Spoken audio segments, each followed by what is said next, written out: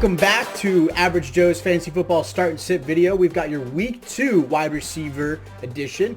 This way we can help you guys with your wide receiver start and sits. I know a lot of you guys have been asking us questions through socials or comments all week. This is the official video for the wide receiver start and sits. Now this is again for PPR, so if it's standard edition, might be a little bit different, but this is going to be for PPR or even half PPR if you guys run that in your leagues.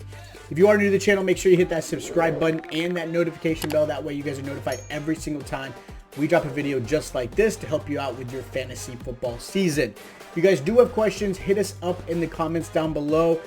Ask away any questions you have, whether it be trades, start and sits, or even maybe waivers if you're still unsure. Of course, hit us up in our socials. We're on Instagram and Twitter. You can hit us up in the DMs. Ask away any questions you guys have to get you started. This video will be dropping on Thursday, so tonight we'll obviously be having the Washington Football versus the Giants. Make sure you guys are ready for that. If you guys have any starters, things like that. Also, check out our other videos. We've got our start and sit for running backs and quarterbacks to help you answer any of those questions you guys have. So we're going to jump right into this. These are going to be your obvious receivers. I'm not going to go into in-depth. These are the guys that you should be starting no matter what this matchup is right now. This is something that I just don't need to go into that much depth. These are guys that are going to be starting every single week. Now, the first thing I'm going to talk about is obviously good starts for you this week. Now, the first person I have as far as a starter is actually going to be Jarvis Landry.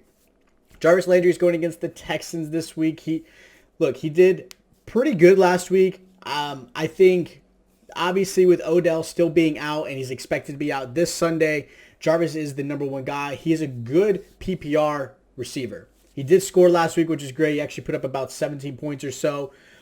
He did a really good job filling in as the number one, and he really is a number one. I think him and Odell can both play both parts. They're going against the Texans, who have the 24th against the pass last week, and they've given up about 17 points, so about average of what you're seeing. So I actually like Jarvis Landry a lot this week. I think he's going to be a great start. The next guy I have, and I know people are probably going to be like, why this guy? I have Julio Jones. I think so many people just freaked out and gave up on him on week 1, and that's not fair. Yes, he's in a new team. Yes, there's a new quarterback. There's a lot of new things for him, and it's going to take 2 to 3 weeks before he really starts feeling himself, him and Tannehill getting on the same page. The Titans just looked really, really bad the first week, but don't overreact on that. There's so many people overreacting on the first week. Look, Julio Jones going against the Seahawks. The Seahawks actually ended up being 10th against the pass. Part of that is kind of shocking, but the Seahawks are not known for being a great pass defensive team. They did give up about 20 points last week to the receiver position, and I think Julio's going to actually have an amazing game. I like his matchup. I like what he's going to do, and I think he's going to come out pretty upset and kind of showing everybody that this is the right spot for him, and I think it's going to show off really well. The next guy I have is going to be Antonio Brown. Look, AB did amazing week 1, and I know I understand it's against the Dallas Cowboys, and the Dallas Cowboys pass defense is probably one of the worst. They're also going against the Falcons, who are not known for being a great pass defensive team. Falcons are 15th against the pass. They did give up 19 points to the wide receiver spot, and a lot has to do with there's really no great receivers for the Eagles. AB is definitely a better receiver option than anything that the Eagles were to bring to them. I like AB a lot. I still think AB is going to be really the number 2. I think it's really between Godwin and Evans, maybe 1 or 2. But I really think AB is going to be number 2. I like AB. He plays a lot of the slot, so he's going to get cornerbacks, or linebackers, depending on how they're lined up on the defensive side. And there's such bond between him and Tom Brady that he looks his way a lot. He got targeted a lot last week. So did Godwin. Mike Evans, unfortunately, was the left out of the whole wide receiver. I don't think that's going to be all year, but Mike Evans, I do worry a little bit. But I like Antonio Brown against the Falcons. I think he's going to be a great start for you this week. Now we're going to jump into the sits. Some of these guys might be a little bit of a shocker because they actually did really well. And actually all 3 did really well last week. But the matchups are a little different. So the first guy I have is Corey Davis. Corey Davis did amazing on his first game for the New York Jets. And I like Corey Davis. I have him in a few of my leagues. I think he was one of those players that I mentioned in all of our mock drafts that you should go after. I think he's going to be a stud. He did 26 points last week in PPR. But he's going against the Patriots. Patriots are 6th against the pass. They gave up only 12 points to the wide receiver last week. This is going to be a lot tougher matchup. Jets against the Patriots are not a matchup that Jets that want. Now, Corey Davis is going to get his targets. He's going to get a couple balls. I don't think he's going to wow everybody like he did last week, so be a little cautious. He might be a good flex. He's definitely going to be a low wide receiver, maybe a good wide receiver 3, so I don't trust him this week. The next guy I have is going to be Brandon Cooks. Brandon Cooks, again, really the only target for Tyrod Taylor. He did really well in the first week. They are going against the Browns. The Browns ended up being 26th against the pass. But let's be honest, that was against Patrick Mahomes and Tyreek Hill. I do not expect the Browns to have this bad of a defense every single week. That is just a really bad matchup, and Patrick Mahomes is Patrick Mahomes. He's going to ball out. Yes, Hill had 39 points, almost led the league, or I think it was Amari Cooper that just edged him out. But again, that's the matchup. Tyrod Taylor is not going to look like Patrick Mahomes, and Brandon Cooks is not going to look like Tyreek Hill. I do not like them this week. I know a lot of people are like, oh, well, he has such a great game, I need to start him. Be cautious. This is not the matchup to do that. Next guy is another one I have. Look, Deebo Samuel had an amazing game. Ayuk did not exist, which is kind of shocking because I actually liked Ayuk. I thought he was going to do really well. He had a good matchup, which that matchup ended up going to Deebo. Deebo looked really good last week, and he really shined. And I like Deebo. I had him high hopes for him this season.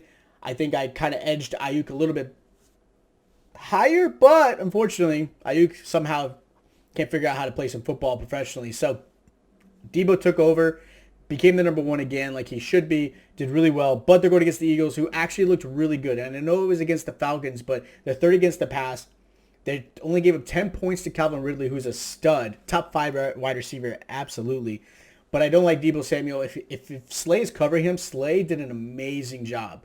Darius Slay is a great cornerback.